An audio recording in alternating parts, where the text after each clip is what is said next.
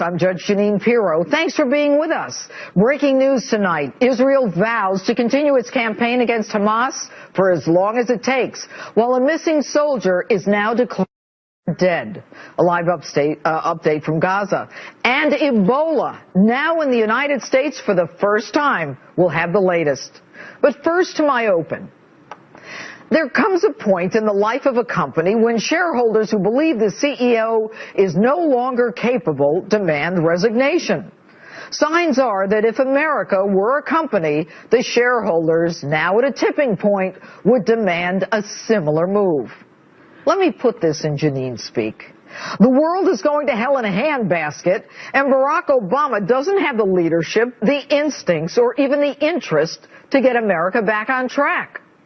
Now, why do I say this? Consider the following. 60% of Americans disapprove of the president's handling of the Israel-Hamas conflict. 57% disapprove of his handling of Ukraine, Iraq, and Afghanistan situations. And 68% of Americans disapprove of his handling of immigration and believe it to be an extremely serious problem. And even his own party, in Harry Reid's democratically controlled Senate, couldn't pass the president's border crisis bill. The House at least passed a bill, but America's CEO swore he wouldn't sign it and sarcastically chastised Congress for going on vacation. As if, Mr. President, you're a hard-working, roll-up-your-sleeves, take-no-prisoners kind of guy. Take a look. While they're out on vacation, I'm going to have to make some tough choices to meet the challenge, with or without Congress. House Republicans, as we speak, are trying to pass the most extreme and unworkable versions of a bill that they already know is going nowhere, that can't pass the Senate, and that if it were to pass the Senate, I would veto it. They know it. And I won't even ask how many vacations, golf outings, fundraisers, and pool games you've had while the world turns and burns. Now, consider the immigration crisis. Mr. President, please tell me why our Border Patrol agents are not at the border, stopping the continuous influx of immigrant children, most of whom, by the way, are teens, 3/4 of those males. Other countries close their borders. Why don't we? What is it about the $17 trillion debt that you don't understand? Now, 80% of unaccompanied children come through the Rio Grande entry, yet Border Patrol is about 70 miles in. You know that, so why not put resources at that point?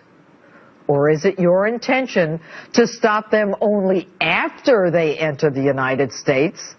As an alleged constitutional scholar, you do know that once they enter the United States, they are granted, according to the United States Supreme Court interpretation, constitutional rights, never intended for them in the first place.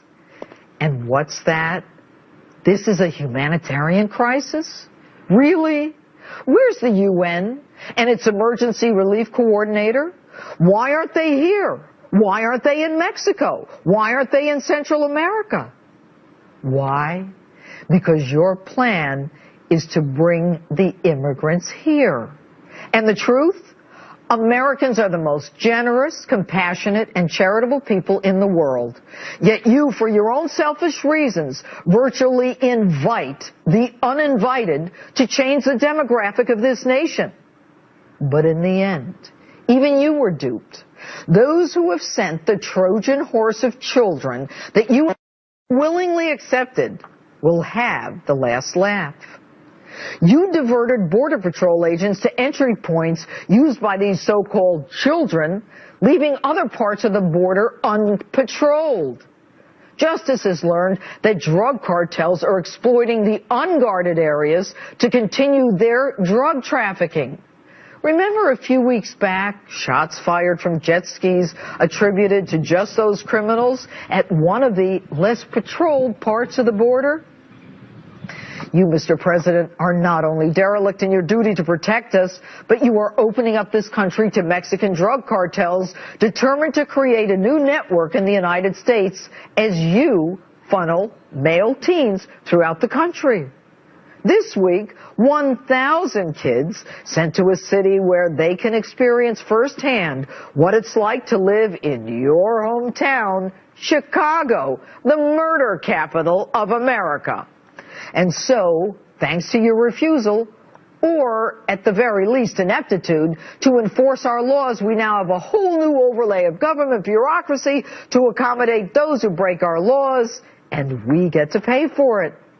Now, let's consider the international front. More ineptitude. Your brilliant Secretary of State negotiates for an Israeli-Hamas ceasefire with Turkey and Qatar actually believing Hamas, a terrorist organization, will keep their word.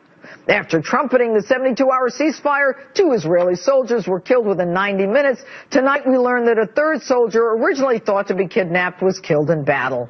Brilliant.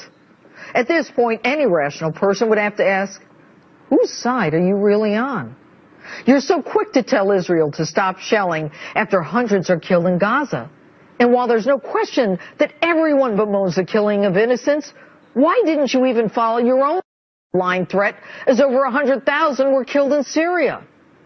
And in Ukraine, you really scared Putin. Investigators still haven't received complete access to the crash site, and as of today, as many as 80 bodies remain on the ground. But hey, not to worry, Ebola patients are entering the United States for the first time in history. And on the economic front, the stock market almost crashed this week. Yes, it is a crying shame that Congress went on vacation in the midst of all this. But since you talk out of both sides of your mouth, Mr. President, my guess is that you'll be on vacation in Martha's Vineyard very soon. A little golf, a little pool, a few fundraisers. But while you're relaxing, how about you give some serious thought to reading some books on leadership, since that's what we're paying you to do. And that's my open.